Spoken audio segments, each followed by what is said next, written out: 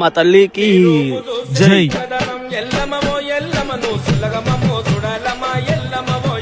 Hello guys, welcome back to Bhanu Mudiraj blogs. ఈరోజు ఏంటంటే ఎల్లమ్మ జాతరకి వెళ్తున్నాం. ఇంటికి వచ్చినా కదా, మా చెల్లెని తీసుకొని ఎల్లమ్మ జాతరకి వెళ్తున్నాం. ఈరోజు ఇక్కడికి ఎక్కడి నుంచి వస్తారు, కర్ణాటక నుంచి, మహారాష్ట్ర నుంచి. చిన్నోళ్ళు పెద్దోళ్ళు అని తేడా లేకుండా అందరూ వస్తారు ఇక్కడికి. ఇక్కడ పువ్వులతో అది కనిపిస్తుందా, దాన్ని లేపి మొత్తం తిప్పుతారు. ఒకప్పుడు దానికి అమ్మమ్మని కట్టి తిప్పుతుండే ఒక అమ్మమ్మ ఉంటుండే. బండిల నుంచి గవ్వలు వేస్తారు. ఆ గవ్వలు ఎవరు దొరికితే వాళ్ళకి అదృష్టం అని చెప్పి నమ్ముతారు అందరూ. గుడి చుట్టూ 5 సార్లు తిప్పుతారు. ఇక్కడికి వేలాది మంది ప్రజలు వస్తారు. ఇక్కడ ఇసుక వేసిన రాళ్ళంత జనం ఉంటారు. మేము ఇక్కడికి చిన్నప్పటి నుంచే వస్తాం. ఇక్కడికి చాలా భక్తితో వస్తాడు. ఇక్కడ చిన్న పెద్ద తేడా లేకుండా అందరూ వస్తాడు. ప్రాణాలను లెక్క చేయకుండా బిల్డింగ్ పైకి ఎక్కారు. ఫొటోస్ వీడియోస్ కోసం అండ్ దర్శనం కోసం.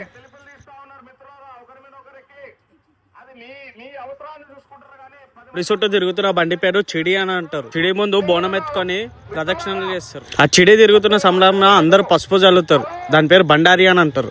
ఇక్కడికి వచ్చినప్పుడు చాలా జాగ్రత్తగా ఉండాలి. సంవత్సరానికి ఒకసారి వస్తుంది. దొంగలు ఉంటారు.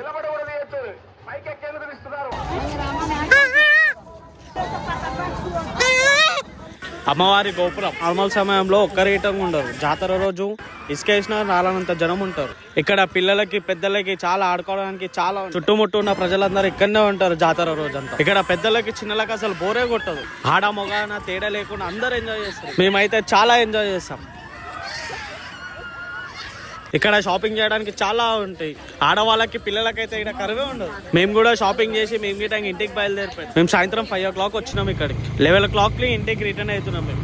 ఈ వీడియో మీకు నచ్చితే లైక్ అండ్ షేర్, సబ్స్క్రైబ్ చేయండి మర్చిపోకండి. చేస్తే నాకు ఛాలెంజ్ చేసిన వాళ్ళు అవుతారు.